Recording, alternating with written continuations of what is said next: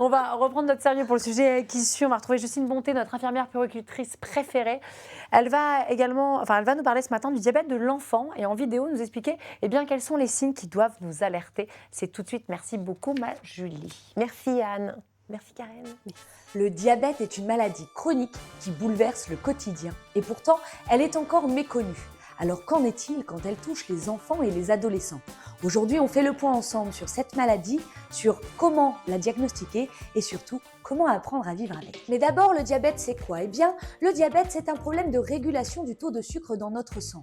Normalement, quand on mange, nos aliments sont transformés en glucose, source d'énergie pour nos cellules. Mais pour pouvoir pénétrer dans les cellules, il leur faut une clé. C'est ce qu'on appelle l'insuline. Cette insuline est produite par le pancréas.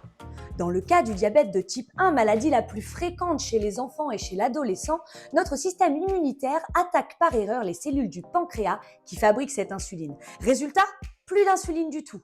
Le glucose reste bloqué dans le sang, ce qui entraîne une hyperglycémie.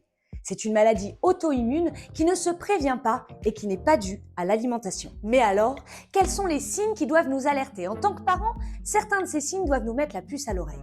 Tout d'abord, une soif excessive, l'enfant qui boit beaucoup et tout le temps. Une envie d'uriner plus fréquente, même la nuit, voire, chez les plus petits, un retour des pipis au lit alors que l'acquisition de la propreté était faite. Une grande fatigue inexpliquée et puis aussi une perte de poids rapide alors même que l'appétit était souvent augmenté. Si ces symptômes apparaissent, il ne faut surtout pas attendre. Un simple test de la glycémie capillaire pourrait permettre de détecter ou non la présence d'un diabète.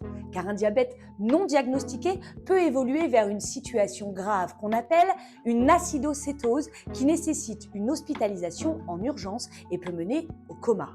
Et après, comment vit-on avec le diabète? Une fois le diagnostic posé, il faut apprendre à gérer la maladie. Pour le diabète de type 1, l'insuline devient indispensable, soit sous forme de pompe, soit sous forme d'injection.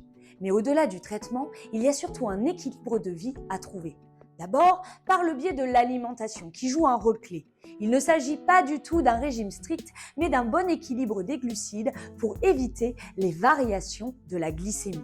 Ensuite, l'activité physique qui est essentielle. Le sport aide à mieux réguler le taux de glucose et à stabiliser ainsi le taux de sucre dans le sang.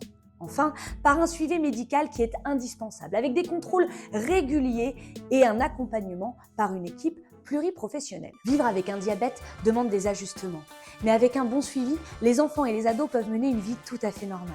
L'essentiel, c'est d'être bien entouré, bien informé et surtout de ne jamais hésiter à consulter dès que quelque chose nous semble anormal.